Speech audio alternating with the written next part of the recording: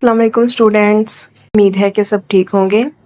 आज हम शुरू करने जा रहे हैं क्लास 10 साइंस का केमिस्ट्री का फर्स्ट चैप्टर जिसका नेम है केमिकल इक्विलिब्रियम। तो बच्चों हम शुरू करते हैं। इसका फर्स्ट टॉपिक है reversible reaction and dynamic equilibrium. बच्चों इसका मैं साथ साथ आपको बताती चलूँगी कि ये सारा नहीं करना होता थ्योरी का। इसके अंदर से जो हेडिंग्स दी होती हैं ज़्यादा हाईलाइट की होती हैं वही करनी होती हैं। इसके अंदर मैं आपको शॉर्ट और लॉन्ग का भी बताती चलूँगी, कौन सा क्वेश्चन शॉर्ट के लिए आएगा, कौन सा क्वेश्चन लॉन्ग के लिए आएगा, और कौन सा रिएक्शन करना है, कौन सी डायग्राम करना है, और आपको साथ में ट्रांसलेशन भी करती जाऊँगी हर डेफिनेशन की बहुत इजी तरीके से। तो शुरू करते हैं। सबसे पहले हमने रिएक्टेंट एंड प्रोडक्ट की डेफिनेशन करनी है। तो बच्चों रिएक्टेंट क्या होते हैं? इन अ केमिकल रिएक्शन के अंदर द सब्सटेंसेस दैट कंबाइन, वो सब्सटेंसेस जो इकट्ठी होती हैं आर कॉल्ड रिएक्टेंट्स, उनको रिएक्टेंट्स बोलते हैं। And the new substances form, और नई सब्सटेंसेस बने उनको बोलते हैं प्रोडक्ट्स। यानी एक सब्सटेंस जो जिसके अंदर इकट्ठे होकर कोई नई सब्सटेंस बनाए, कोई नई चीज़ बनाए, उसको बोलते हैं प्रोडक्ट। और वो सब्सटेंस जो इकट्ठे होकर बना रहे हैं उनको बोलेंगे रिएक्टेंट। यानी फॉर एग्जांपल यहाँ पर हाइड्रोजन और ऑक्सीजन दोनों मिल रहे हैं, इकट्ठे हो रहे हैं, ये दो एलिमेंट्स हैं। यहाँ पर मिलने वाले या इकट्ठे होने वाले एलिमेंट्स को बोलेंगे रिएक्टेंट, इसीलिए हाइड्रोजन और ऑक्सीजन के आगे रिएक्टेंट्स लिखा है। इन दोनों के मिलने से हमें जो प्रोडक्ट मिलेगा वो है वाटर, इसलिए ये वाटर का फॉर्मूला H2O, इसके आगे प्रोडक्ट लिखा है। यानी इन हाइड्रोजन और ऑक्सीजन के कंबाइन होने से जो हमें चीज़ मिली है वाटर है, उसको हम बोलेंगे प्रोडक्ट। तो ये कॉन्सेप्ट था रिएक्टेंट और प्रोडक्ट का। यानी कि दो चीज़ें जो मिलकर एक नई चीज़ बनाएगी, उसमें जो चीज़ें मिलने वाली हैं उनको रिएक्टेंट बोलेंगे, और जो चीज़ मिलकर बनेगी दोनों के मिलने से उसको बोलेंगे प्रोडक्ट। तो ये थी दोनों शॉर्ट डेफिनेशन। उसके बाद हम चलते हैं इरिवर्सिबल रिएक्शन और रिवर्सिबल रिएक्शन क्या होते हैं। Most of the reaction in which the products do not recombine to form reactant are called irreversible reaction. बहुत सारे ऐसे रिएक्शन हैं जिनके अंदर प्रोडक्ट्स रिकम्बाइन नहीं होता रिएक्टेंट में, इसको इरिवर्सिबल रिएक्शन बोलते हैं। बच्चों तो आपको इरिवर्सिबल रिएक्शन से अंदाज़ा हो रहा होगा कि इसका क्या मतलब है, यानी जो रिएक्शन रिवर्स ना हो वापस। यानी कि अब यहाँ पर हाइड्रोजन और ऑक्सीजन की एग्जांपल देख लें कि यहाँ से हाइड्रोजन और ऑक्सीजन रिएक्टेंट मिले हैं, मिलने के बाद वाटर में कन्वर्ट हो गए हैं, लेकिन अब वाटर दोबारा से हाइड्रोजन और ऑक्सीजन में कन्वर्ट नहीं होगा, तो इसको हम बोलेंगे इरिवर्सिबल। यानी कि दोबारा से रिएक्टेंट में कन्वर्ट ना होना क्या कहलाएगा? Irreversible reaction.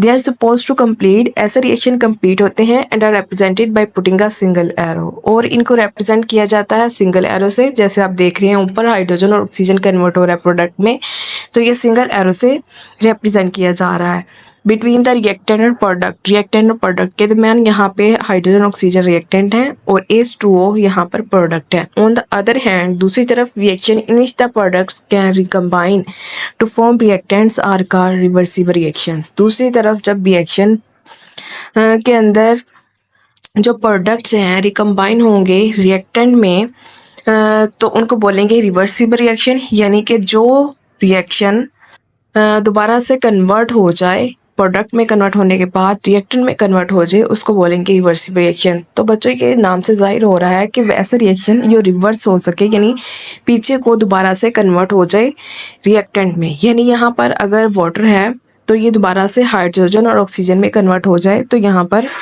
हम कहेंगे कि ये रिवर्सिबल रिएक्शन है। This reaction never go to completion, ऐसे रिएक्शन कंप्लीट नहीं होते, यानी कभी रिएक्टेंट में टूटते हैं, टूटकर प्रोडक्ट में, प्रोडक्ट से टूटकर रिएक्टेंट में, तो ऐसे रिएक्शन कंप्लीट नहीं होते। They are represented by a double arrow, इनको डबल एरो से रिप्रेजेंट किया जाता है, यानी इन दोनों के दरमियान डबल एरो लगाया जाता है। बिटवीन रिएक्टेंट एंड प्रोडक्ट के दरमियान this reaction proceed in both ways, ऐसे रिएक्शन दो तरह से प्रोसीड करते हैं जिसको फॉरवर्ड और रिवर्स बोलते हैं। यानी फॉरवर्ड आगे को जाने वाला और रिवर्स पीछे को आने वाला। So reversible reaction is one, so reversible reaction एक वाहद है जो प्रोसीड करता है अपनी डायरेक्शन में कंडीशन पर डिपेंड करते हुए। तो इसके अंदर हमने जो मेन डेफिनेशन देखनी थी वो इरिवर्सिबल रिएक्शन और रिवर्सिबल रिएक्शन की। यानी इरिवर्सिबल रिएक्शन जिसके अंदर प्रोडक्ट रिएक्टेंट में कन्वर्ट ना हो और कंप्लीट हो जाए और इसको सिंगल एरो से रिप्रेजेंट किया जाता है, जबकि रिवर्सिबल रिएक्शन में जो प्रोडक्ट है वो रिएक्टेंट में कन्वर्ट हो जाता है। ये थी शॉर्ट दोनों डेफिनेशन रिवर्सिबल और इरिवर्सिबल की। अब इसकी एग्जांपल देख लेते हैं। एग्जांपल में बच्चों हाइड्रोजन और आयोडीन बहुत इंपॉर्टेंट एग्जांपल है हाइड्रोजन आयोडाइड की। इसके अंदर क्या होता है, हाइड्रोजन और आयोडीन हम रिएक्टेंट के तौर पर लेते हैं। जब इसको हाइड्रोजन और आयोडीन को एक बंद फ्लास्क के अंदर लिया जाता है और उसको हीट दी जाती है तो वो कन्वर्ट हो जाता है हाइड्रोजन आयोडाइड गैस में। वहाँ से यहाँ पर हाइड्रोजन गैस का जो कलर है वो वाइट है, जबकि आयोडीन गैस का जो कलर है वो पर्पल है। जब हम इसको हीट देते हैं तो ये इसका जो कलर होता है वो उड़ जाता है। यहाँ पर थ्योरी के अंदर हम पढ़ लेते हैं। Let us discuss a reaction between hydrogen and iodine because one of the reactant iodine is purple. यहाँ पर एक आयोडीन जो है वो पर्पल कलर में है रिएक्टेंट में, while the product hydrogen iodide is colourless, जबकि हाइड्रोजन आयोडाइड कलरलेस है। Proceeding of the reaction are easily observable.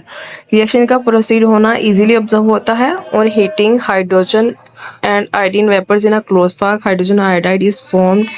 Heating पर हाइड्रोजन और आयोडीन वेपर्स क्लोज फ्लास्क में जब गर्म किए जाते हैं तो हाइड्रोजन आयोडाइड फॉर्म होता है। As a result purple colour of iodine fades. इसके नतीजे में पर्पल कलर जो होता है आयोडीन हाइड्रोजन आयोडाइड का वो उड़ जाता है। और आयोडीन का हाइड्रोजन आयोडाइड का नहीं, आयोडीन का जो पर्पल कलर है वो उड़ जाता है और वो कलरलेस हो जाता है और हाइड्रोजन आयोडाइड में कन्वर्ट हो जाता है। यहाँ पर आप रिएक्शन में देख सकते हैं हाइड्रोजन है और आयोडीन है, आयोडीन का कलर पर्पल है और वो कन्वर्ट होकर कलरलेस हो जाएगा। This reaction is called as forward reaction. ऐसे रिएक्शन को फॉरवर्ड रिएक्शन बोलते हैं। On the other hand when only hydrogen iodide is heated in a close flask, दूसरी तरफ जब हाइड्रोजन आयोडाइड को क्लोज फ्लास्क के अंदर हीट किया जाता है तो पर्पल कलर जो होता है वो वापस आ जाता है because of formation of iodine vapour.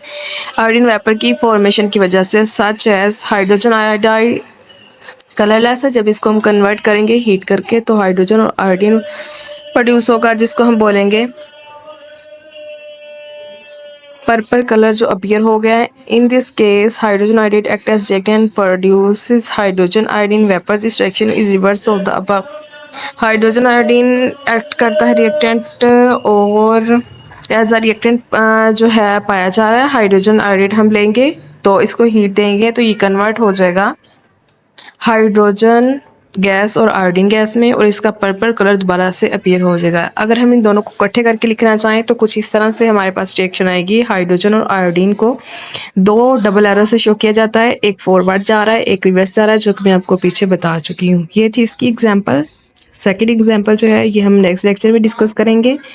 पहले आप इतना समझ लीजिए और उम्मीद है कि आपको लेक्चर की समझ आई होगी। नेक्स्ट लेक्चर इंशाल्लाह जल्द हम बनाएंगे। अल्लाह हाफिज़।